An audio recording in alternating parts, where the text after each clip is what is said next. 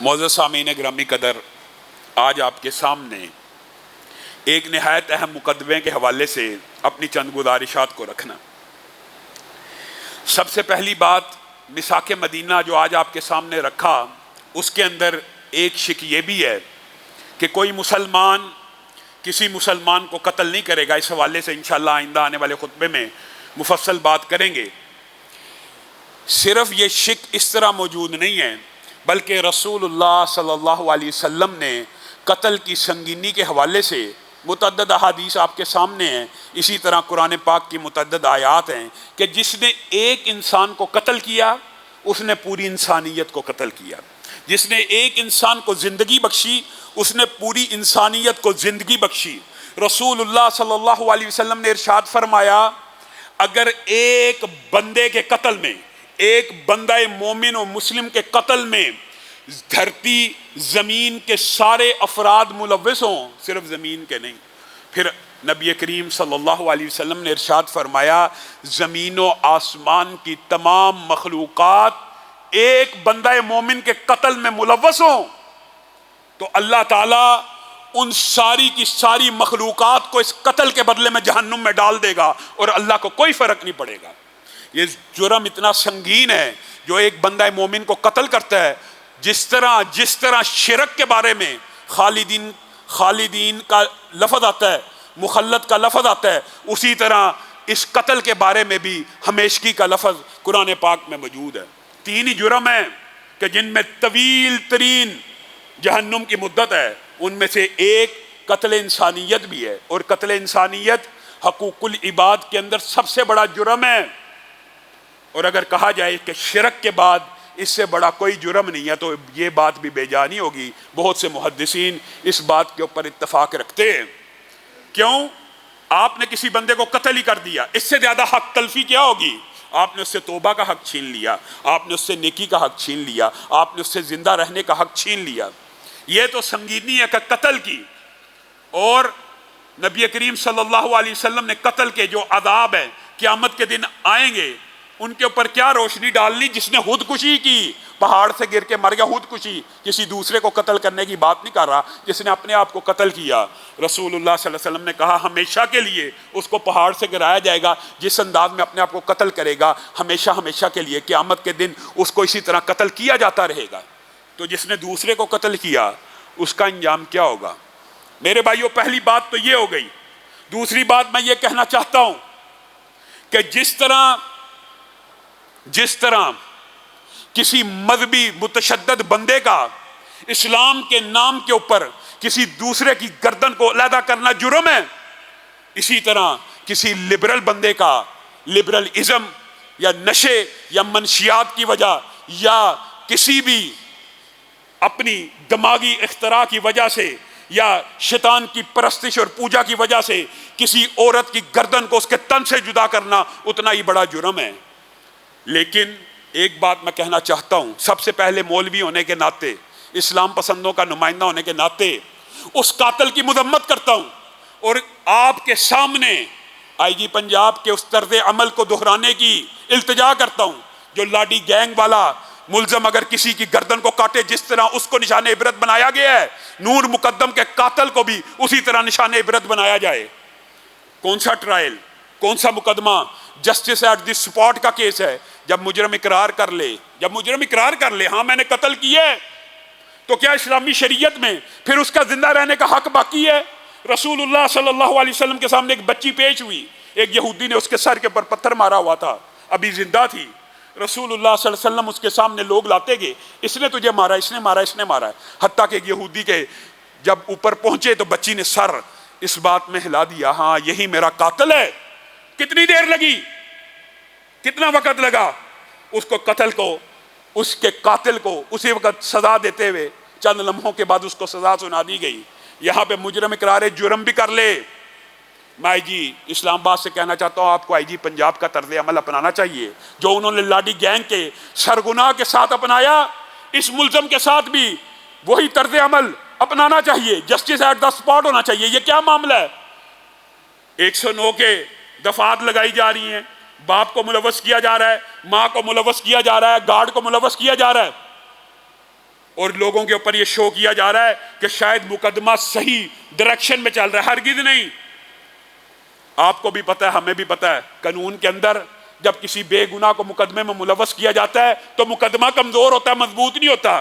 ٹھیک ہے, ان کو جرم کا پتہ تھا, ہو رہا ہے, لیکن وہ قاتل نہیں ہے. جو بندہ قاتل ہے, اقرار جرم کر رہا ہے, اس کو تو سزا دو.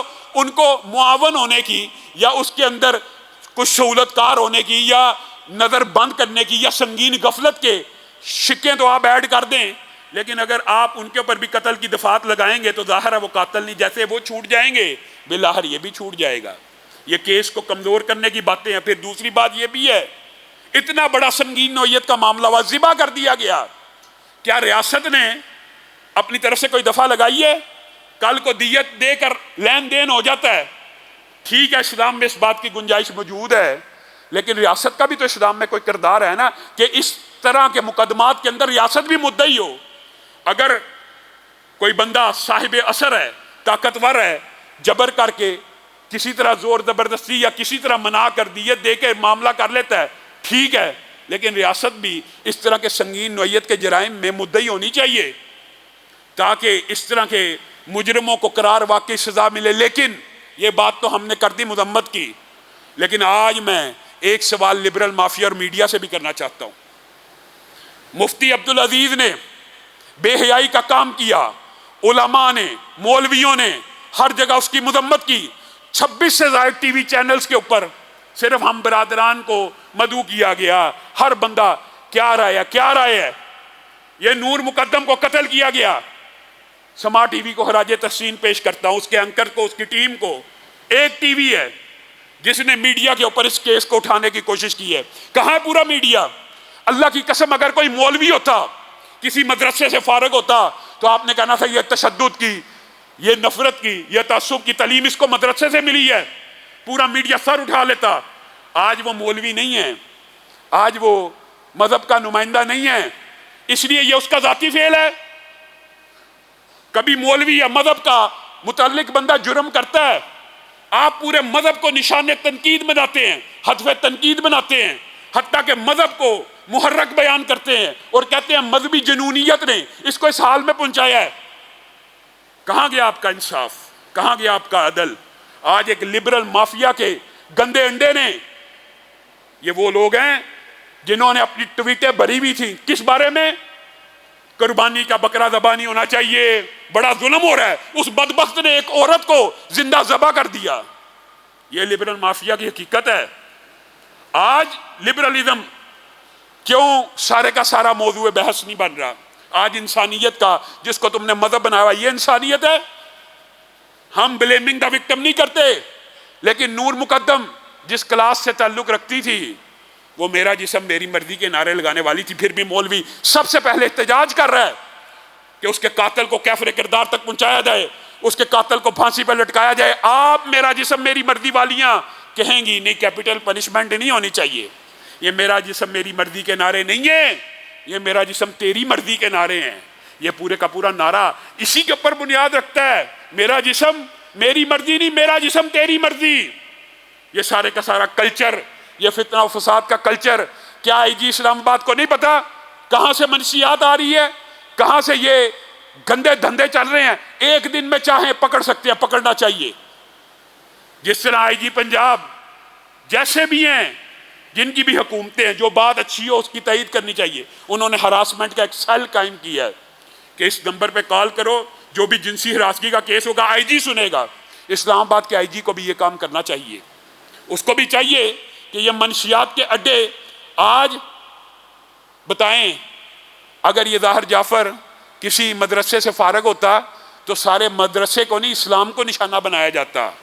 آج آپ یہ لبرل مافیا کا سرغنہ ہے جس نے یہ کام کیا ہے. آج یہ سرغنہ نے کام کیا تو یہ اس کا ذاتی فعل ہے, یہ اس کا ذاتی عمل ہے. ٹھیک ہے, ہم آپ کے ساتھ ہیں اور آپ کو اس بات کی دعوت دیتے ہیں, اگر یہ رویہ رکھنا تو دو طرفہ رکھا کریں. جس طرح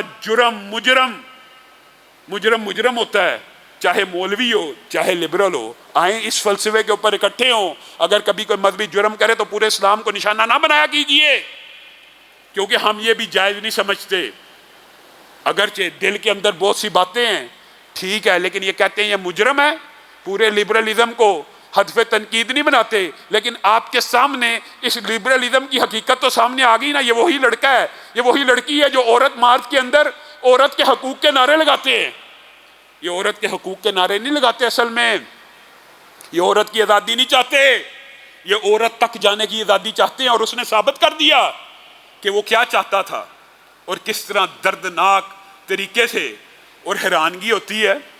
بات آئیے تو چلو یہ بھی کہہ دیتا ہوں، جس طرح آپ سمجھتے ہیں وہ مذہبی جنونی جنہوں نے ذبح کیا تھا اور آپ نے ویڈیوز چلائی تھی، جس طرح وہ سنگین جرم ہے، اس طرح کسی لبرل بندے کا بھی گردن کاٹنا اتنا ہی سنگین جرم ہے، اس کے ساتھ بھی آہنی ہاتھوں سے لپٹا جائے۔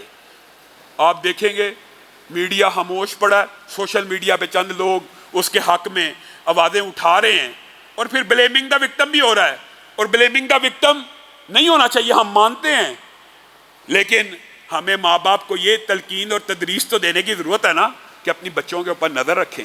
آپ کی بچیاں کیا کر رہی ہیں، آپ اپنے بچیوں کو کس ماحول میں پرورش دے رہے ہیں، آپ نے ان کو کتنی اتھارٹی دے دی ہے۔ وہ بیچاری چیختی چلاتی رہی آخر تک، کبھی ڈرائیور کو میسج کر رہی ہے، کبھی اپنے رشتہ داروں کو میسج کر رہی ہے، لیکن کلچر ایسا ہے، نو انٹرفیرنس، ایک دوسرے کے پرائیویسی میں مداخلت نہیں ہونی چاہیے۔ یہ پرائیویسی میں مداخلت نہ کرنے کا نتیجہ آپ کے سامنے آ گیا ہے، حتیٰ کہ اس کے دوست بھی، باپ بھی فون کر رہا ہے کہ یہ بچہ اب ظلم کے اوپر اترا ہے، اس کو روکو۔ نہیں جی، پرائیویسی ہے، ان کی ذاتی معاملہ ہے، ان کا آپس میں تعلق ہے۔ یہ حیوانیت اور درندگی کے تعلق، یہ مادر پدر آزادی مشرق میں نہیں چل سکتی۔ خدا کرے کہ میری ارض پاک پہ اترے وہ فصل گل کہ جسے اندیشہ زوال نہ ہو۔ ظلم اور بربریت کا یہ واقعہ، اس قاتل کو بھی اسی طرح چوک کے اوپر لٹکا کے سزا دینی چاہیے، کوئی لمبے چوڑے ٹرائل کی ضرورت نہیں ہے۔ حدیث سے ثابت ہے، قرآن سے ثابت ہے، اقرار جرم اکیلا ساری گواہیوں کے اوپر بھاری ہوتا ہے۔ اور پھر اسلام کا ایک کلیہ آپ کے سامنے پہلے بھی رکھا تھا، واقعاتی شہادت اور سیکنڈری ایویڈنس، اگر کسی کو ملزم بناتے ہوں پھر اس سے جبری قرار بھی کروایا جائے گا۔ عبداللہ ابن عمر کا واقعہ آپ کے سامنے ہے، حضرت عمر نے کیا کہا تھا کہ یہودیوں کے علاوہ اس کے ہاتھ کوئی نہیں توڑ سکتا، ان کو مناؤ۔